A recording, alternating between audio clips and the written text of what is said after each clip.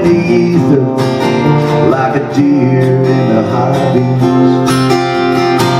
While the ghosts they wander and the skeletons they ponder how to get out of this house that they have built upon your dreams. Built upon your dreams. You know the rain comes down like thunder, God, you can't get out from under. It may not leave you soaking wet, but you were never really dry. And how far have you traveled just to watch this all unravel? Too far, I would bet now, just to leave it all behind. It's just a 10-ton stone that you've way outgrown, and you were never meant to hold it for so long. So just let it go now.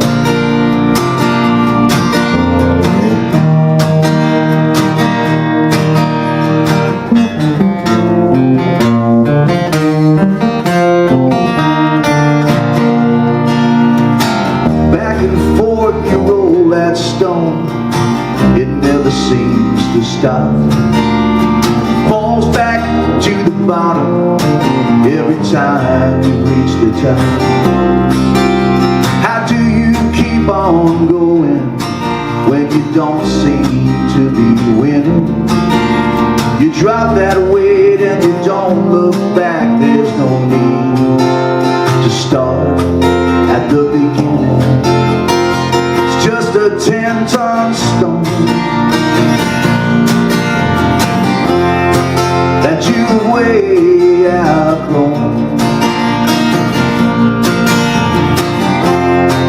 and you were never meant to hold it for so long. So just let it go. Oh, the past can be unwilling, and the future so unfulfilling. The present's just like a tiny spark that only needs a light. So gather up your matches and light anything that catches, till the darkness recedes and all your troubles are out of sight. It's just a 10-ton stone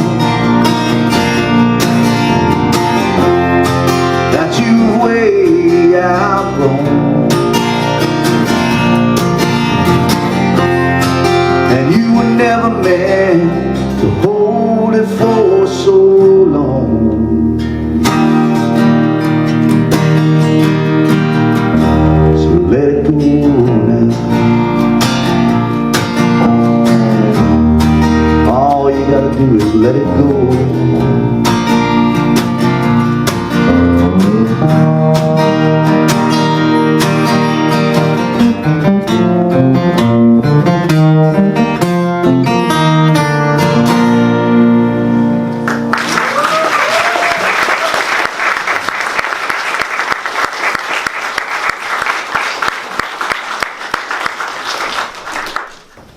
I got a couple messages about this topic recently.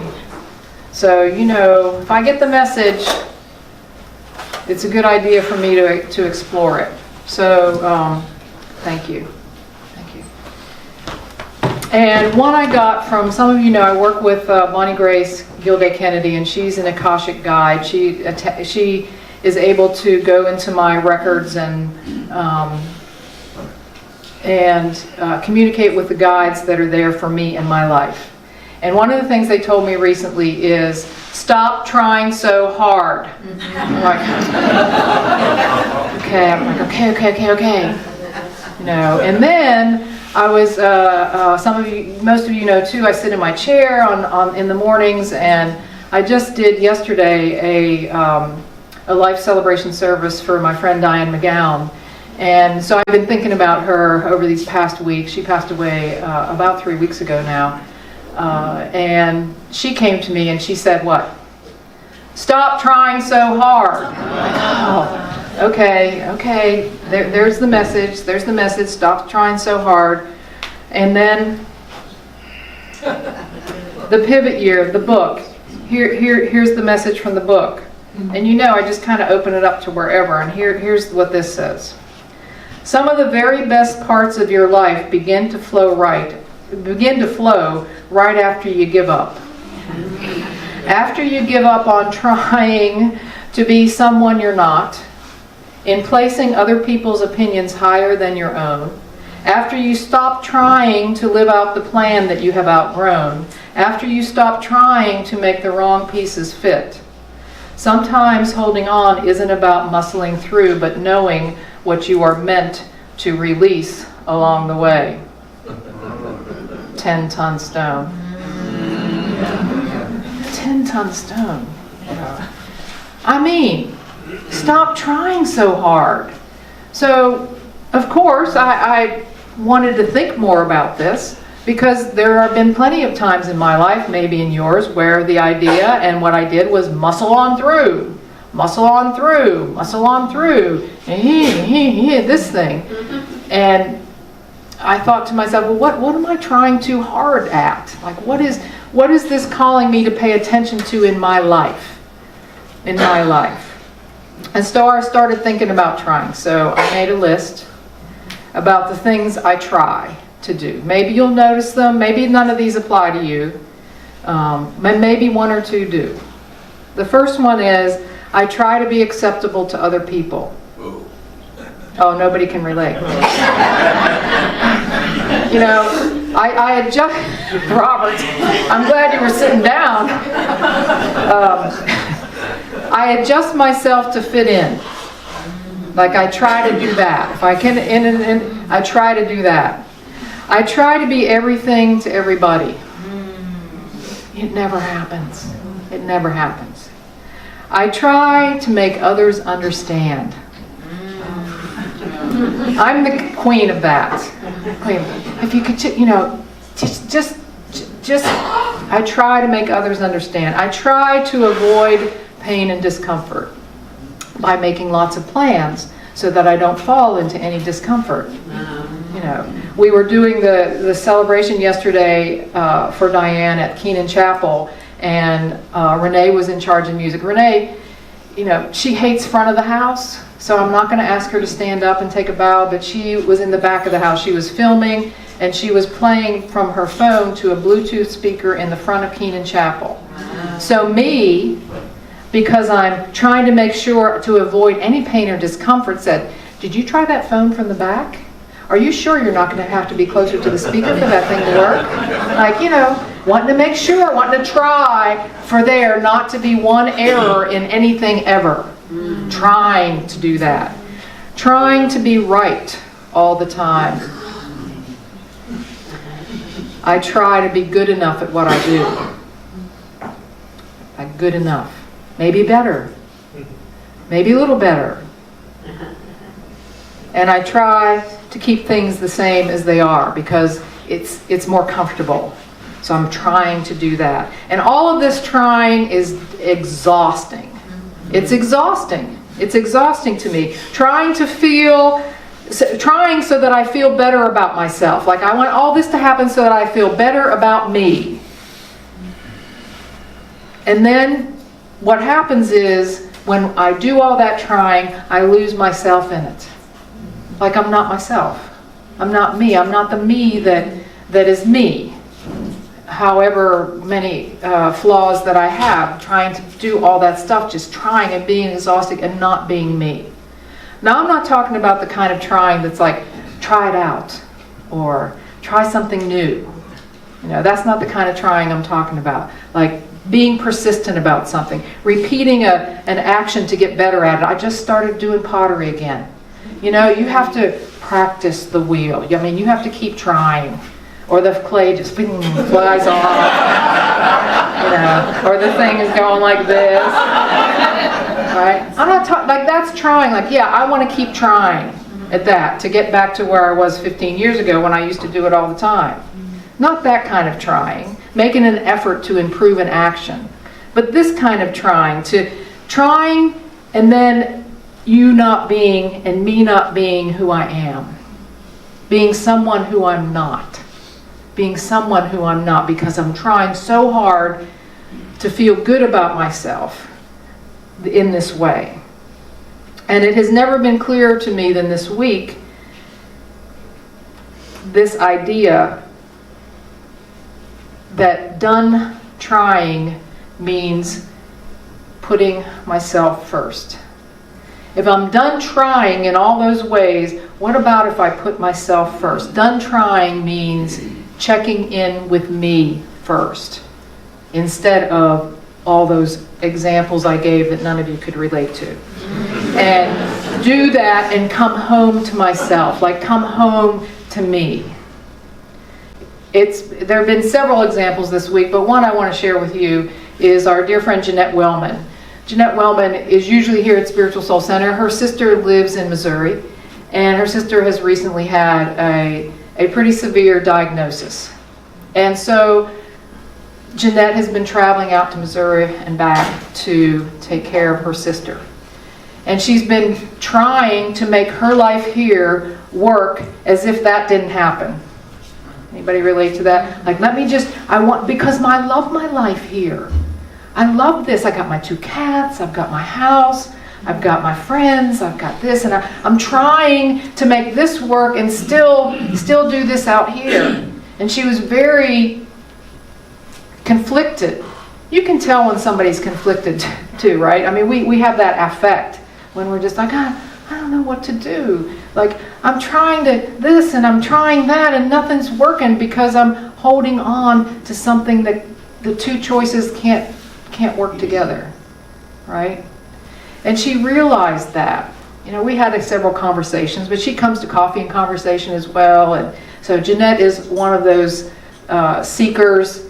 She's always looking for ways to become the best version of herself. Let me say that. And she finally decided. She finally sat long enough to decide, you know what? I want to be with my sister. This is where I want to be. And instead of trying to have the same life back here, I'm going to realize it's not going to happen that way. I'm going to do this, and I'm going to be satisfied with myself for this. You see that?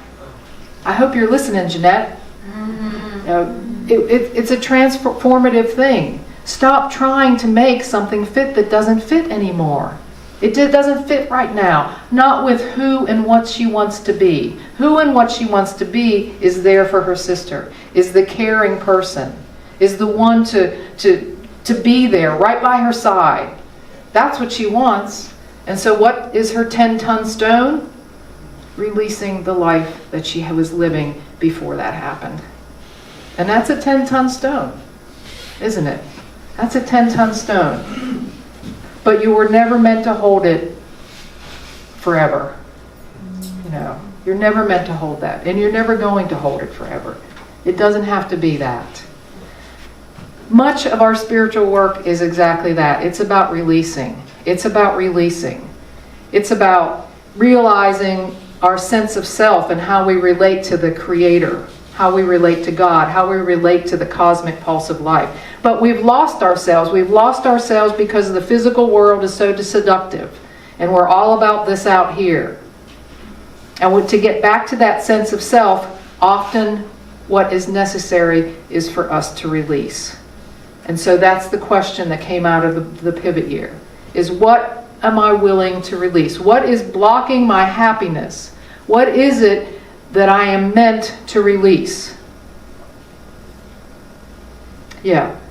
What is stopping me from being what and who I truly am and how I want to feel about it? To release the tension and the struggle, because this kind of trying that I'm talking about is tension. It's the tension of trying. Like, I don't want to be in the tension of trying because it's unnecessary. Jeanette found that out. To set it aside, to loosen your grip. And the first thing she did, of course, was to listen. She did some searching, but she listened to what she was feeling from inside. She took a pause. I talk about this, it seems like, every Sunday. But every Sunday it's worth remembering because we tend to not pause. I was on an email chain this week that I started, and and I sent it out, and a person responded, and there was this response. But one person waited 3 days. One person waited 3 days to respond, and then she wrote this. She said, "I've been sitting with this email so that I can give you a clear and concise response." Well, what about that? I didn't do that. Well, I tried. But you see, we don't put that pause in there enough. I think Jeanette did that, to pause and listen then, and become clear, because don't we want some clarity? That's what we really want, is some clarity. But how often do we do that? Maybe not enough. Maybe not enough. So because when we are clear, then we'll know the best choice for our life, and then we won't be trying because we'll have a conscious awareness of what it is we want. So here's the conclusion I've come to, is to create space to listen, and then decide what I want, and then I'll know what I need to release. That's the process. Listen, decide what I want, kind of like Jeanette, and then release what it is that I need to release. Here's the thing. I can't tell you when and how you should create space for yourself.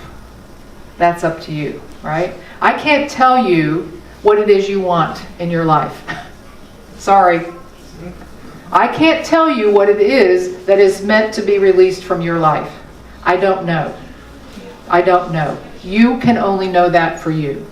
But I will share what it is that I created space for this week, that I believe I want and what I need to release to have it. As some examples. For instance, I want to feel good about myself from the inside. I want that. I want to feel good from the inside. So I release the tendency I have to measure and judge myself according to who agrees and disagrees with me. And I release the need to compare myself to other people. That's a freaking life work. Sorry. But that's a 10-ton stone. I want to feel good from the inside. So that's the release. That is what I'm meant to release. I want to be the best light I can be. I want to be the best light I can be. So I believe that I need to release my attachment to what others think and say about me. And I need to release my self-doubt. I need to know that I'm enough. More work. I want to care for others the best I can. The best I can. But I release taking responsibility for their happiness or their success. Right? I want to have a peaceful life. So I release the judgment and frustration and anger that I have. If I want to be peaceful, have a peaceful life, I must be peaceful. I want to be happy and curious. And so I need to release my need to be right and my need to be understood and for others to agree with me. That's what I'm meant to release. In fact, Diane, I shared at her service yesterday, one of her little catchphrases that she used for her children and herself is this: do you want to be right or do you want to be happy? Right? Do you want to be right or do you want to be happy? I'm like, yeah. A lot of times that's a good choice to consider. I want to live the moment right in front of me, and so I release the attachment that I have to a specific outcome. That's what I'm meant to release. If I'm to live in the moment, I can't have an expectation of what it's going to bring. And I want to feel good about myself from the inside. Again, I release. I release. So this approach and this list, and it's in my journal so that I can refer to it, takes the tension out of trying and puts the responsibility and the effort right here. that I can realize I can have what I want if I'm willing to release the things that are preventing me from having that. Okay? Stop trying so hard to get all of the things I need from outside of myself and to go right here. That's what I think this is about. Stop trying so hard, Paula, to be all those things. I'm like, stop trying and be who you want to be. Know that, know what you want, and then decide what that means you have to release. This is life work, I believe. This is life work. This is not, I think that's why I've told you before, why there's not 3,000 people here at Spiritual Soul Center. Because not everyone wants to do the work. Because this is self-reflective. This is something that is very personal and requires effort and attention. Requires effort and attention. Personal effort and attention. Time for yourself. And so here we are. But you know what the risk is? The risk is to be really alive. All of this is to do this work is to risk being really alive. To be really okay with myself the way that I am. Knowing that there's room for growth. Knowing that I'm not done. It's not like put a fork in me, I'm done. It's like this is like knowing this is now the beginning of something else, something better, something bigger, something grand in my life. That's what it is, my life. And to walk around that way. God, if I could walk around that way all the time. As soon as I step off this stage, something will happen and I'll be right? As soon as I get in my car, it'll be It's things that take us there. But to practice, I could release that. I could release that. Not trying. Listening, deciding, choosing, affirming. I say that's all brave. Are you brave? Are you with me? Yes. Yeah, let's do that. Let's take this time for meditation for a few moments together. So get comfortable where you are. Take a breath in. Stop trying so hard. What does that mean to you? What does that bring up for you? Like I said, I can't tell you. I can't tell you what it is that you have to release, that what you want and what you have to release. What am I trying so hard to make work out? That the pieces no longer fit. That I'm beating my head against the wall. Why am I trying so hard? What would it take for me to drop that 10-ton stone?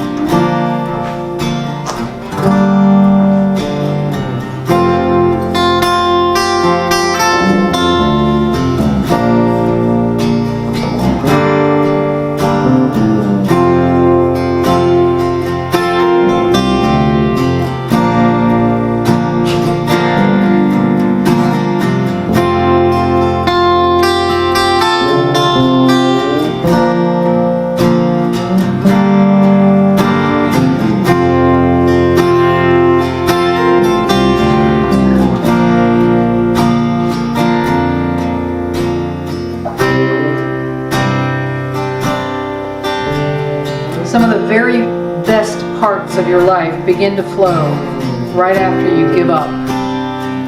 After you give up on trying to be someone you're not, in placing other people's opinions higher than your own.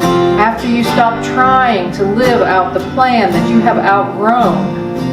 After you stop trying to make the wrong pieces fit. Sometimes holding on isn't about muscling through, but knowing what you are meant to release along the way. Amen. May I be filled with loving kindness. May I be well. May I be peaceful and at ease. May I be happy. May all beings be filled with loving kindness. May all be well. May all be peaceful and at ease. May all be happy. And so it is. Amen.